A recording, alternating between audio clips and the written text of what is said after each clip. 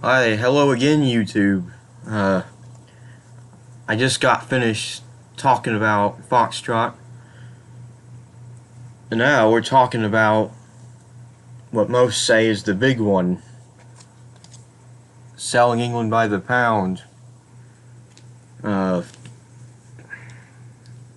Again, this is one. I mean, what can you say about it? Great cover. Oh, and I love Foxtrot's cover too. The band didn't seem to like the Foxtrot cover much, but that's probably why they went with a new artist to make this cover, because Paul Whitehead designed Trespass, Nursery Crime, and Foxtrot, and Betty Schwanek painted this cover. Yeah, this is definitely one of the essential prog albums. In fact, I think all the Genesis albums for this classic lineup, you know, Gabriel, Banks, Hackett, Rutherford, and Collins, those are all essential prog albums. Um, and Trespass and Trick of the Tail, Wind and Wuthering, those are all essential. And Duke and Invisible Touch, yes, Invisible Touch are essential 80s progressive albums. But yeah, it starts off with Dancing with the Moonlit Night. Uh, Killer track about the failing government of England, selling England by the pound. Very, very deep lyrics. And it's probably the song I would go. I mean, I go through phases. Like sometimes different songs are my favorite on this album, but where I stand now, I think this is my favorite. It's just one of those songs that have a lot going on, and but it's not 20 minutes long. It's 8 minutes. It's condensed, but it's still a great track. It's one of my all-time favorite tracks.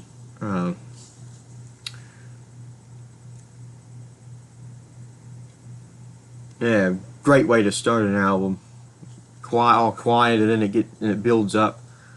Yeah, love that track. I Know What I Like in Your Wardrobe. This was almost a hit.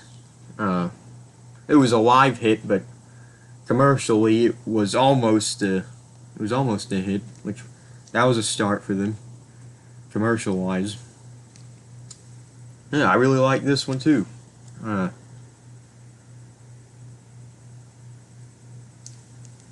yeah, that's the lyrics are based on the cover. Sure.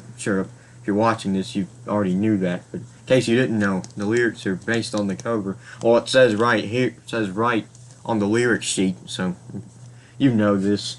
Uh, yeah. Really like that song.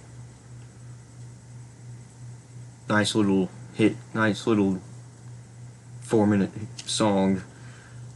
Then you get First to Fifth. Another great track. Uh, yeah, really like that one. You know, uh, some may say the piano intro goes on a bit too long. I could listen to that for hours. That piano intro, and of course, as that guitar solo, uh, and the lyrics are really good too, and the melody. I think this was mainly a Banks and Rutherford composition too. Um, but yeah, great track, First the Fifth, and I love the version Steve Hackett did at the Royal Albert Hall, I think, when he got John Wetton to sing it. Yeah, great version. It's my favorite version that's not Genesis. Of course, when they did it live, Genesis did it live back in the day, they couldn't haul around a big old piano, so that Tony Banks had to play it on a electric piano and sounded completely different. But now we have keyboards that can replicate real piano pretty well. So, but just a little trivia. Then you get more Fool Me. A bit fluff. This is a fluff track, but I love it. I love it to death. An album like this needs filler. It needs fluff. Sung by Phil Collins. The second song he sang lead. Yeah, the second song he sang lead on the whole track. Like, I think he sang lead on bits of Harold the Barrel, but first was, of course, For Absent Friends. You know, love that one. This one I really like. I think it's Peter Gabriel on backing vocals. Sounds like him. You know, I like how it sounds like a bunch of guys jamming on the back porch, and I like the way the backup vocals sound with Phil's lead vocals. Sounds great. Really like it. But I think this is the first song Phil actually went in front of the stage and sang by himself. I don't. Did they do For Absent Friends live? I never seen it live. Never seen any live recordings of it live.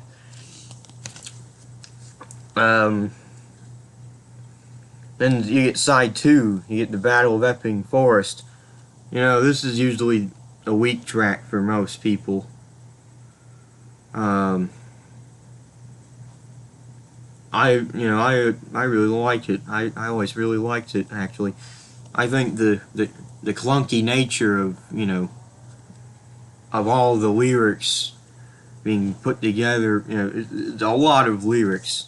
You kind of have to sit and read the lyrics to understand the song at all. But I think it works in this case. The clunky nature of it. Very clunky song. But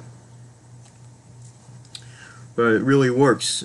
Love the keyboard work. Love the piano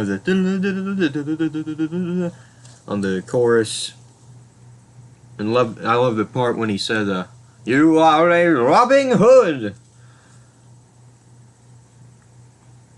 And you get After the Ordeal, instrumental, Steve Hackett, mainly Steve Hackett written. Like I said, you need a bit of filler after a big song like Battle of Epping Forest. I enjoy it.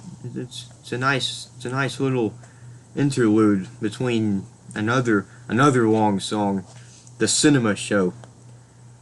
I think for a lot of people this is probably the best song on here, or at least definitely near the top.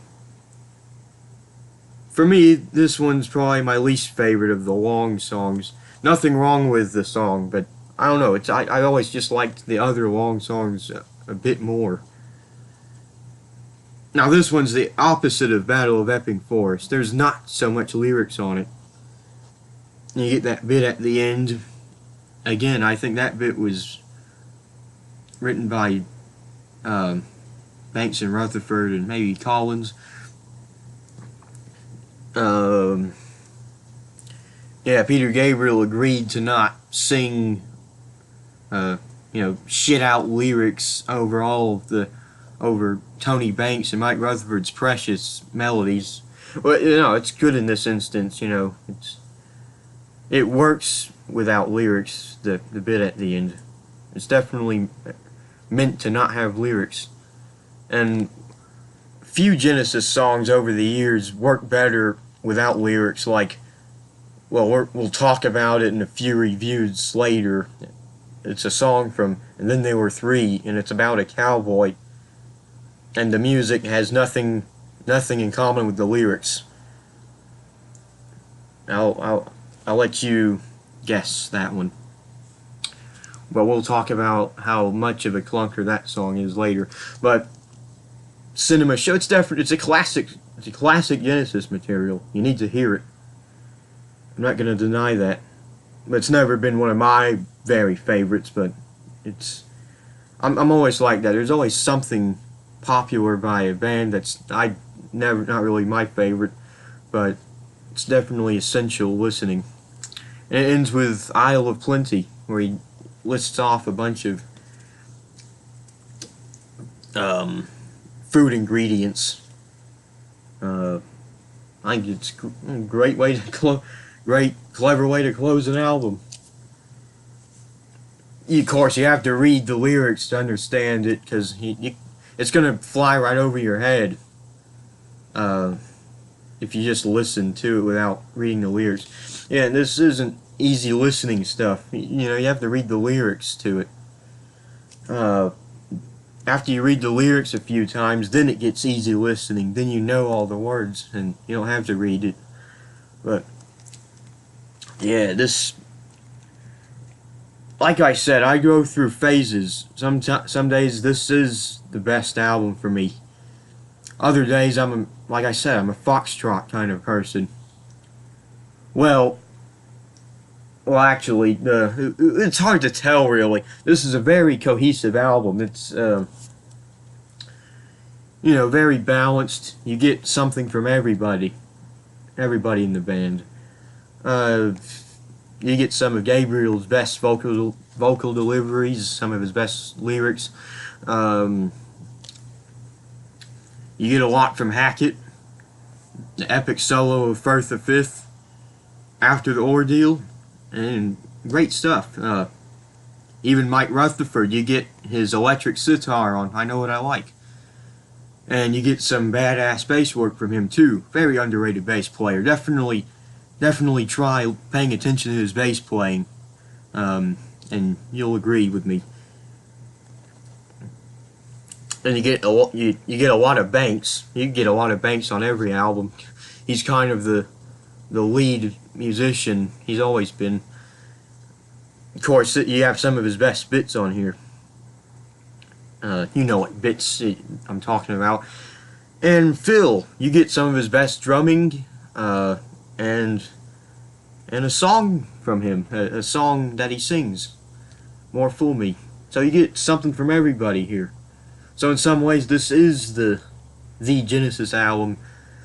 In some ways, Foxtrot is, because of how great of an opening and closing, how great the opening and closing tracks are. Especially the closing track, Supper's Ready.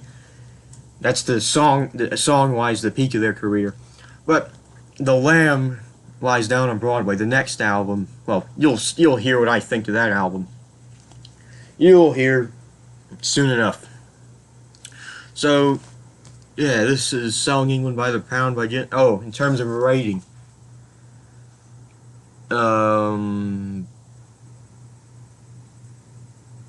Ooh, what can I rate this out of 5?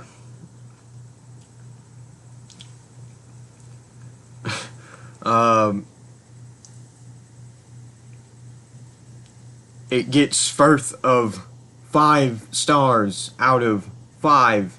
That's Firth of 5 stars out of 5. I didn't know what else to do. So, anyway, this is Selling England by the Pound by Genesis. Probably the most British album ever. Released 1973. Yeah, definitely check it out. Yeah, that's all I have to say. Stay tuned for The Lamb Lies Down on Broadway. Oh yeah, that'll be a interesting review. I'll see you guys later.